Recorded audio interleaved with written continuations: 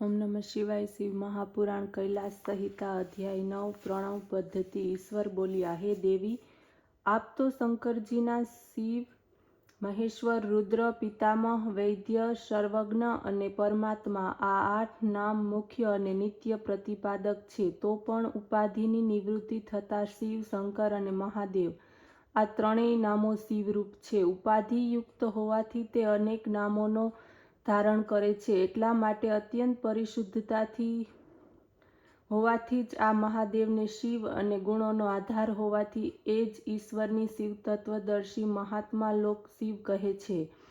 પછી તો 23 તત્વોથી ભિન્ન પ્રકૃતિ અને પ્રકૃતિથી ભિન્ન 25મો પુરુષ છે।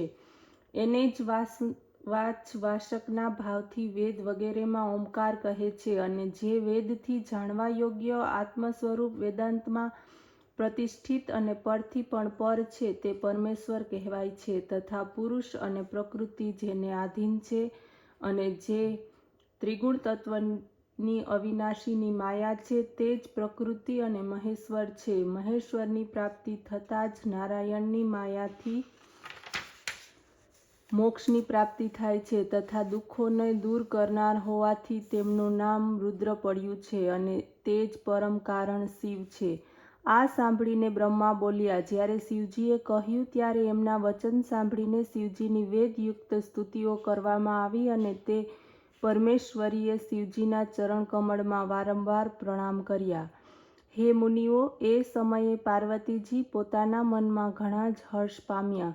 હે બ્રાહ્મણો, આ પ્રણવના અર્થને પ્રકાશિત કરનાર અતિ ગૃહ્ય વિદ્વાન મેં તમને કહ્યું, જે હંમેશા દુઃખનો નાશ કરનારું છે। સૂતજી કહેવા લાગ્યા, હે મુનિવર્ય, જ્યારે મુનિ શાર્દુલ પરાશુર પુત્ર વ્યાસે આ પ્રમાણે કહ્યું તો વેદવાદી સર્વ મુનિઓએ ભક્તિભાવથી એમની પૂજા કરી પછી વેદ વ્યાસ કૈલાસ પર્વતનું સ્મરણ કરતા ત્યાંથી ચાલ્યા ગયા।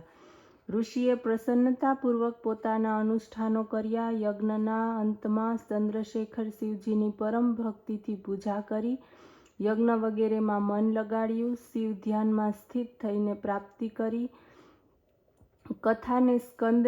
આ કથાને સ્કંદે નંદીને તથા નંદીએ ભગવાન સનતકુમારને, સનતકુમારે વ્યાસજીને કહી હતી, જેને પરમ તેજસ્વી ગુરુ વ્યાસ પાસેથી પ્રાપ્ત કરીને મેં તમને સંભળાવી। આવું કહીને પુરાણ વેતા શ્રેષ્ઠ સૂતજી તીર્થયાત્રા કરવા ચાલ્યા ગયા અને ત્યાં રહેતા સર્વ મુનિઓ આ ગુપ્ત રહસ્યને પ્રાપ્ત કરી કાશીમાં વાસ કરીને મુક્ત થવા શિવજીના ધામને પ્રાપ્ત થયા।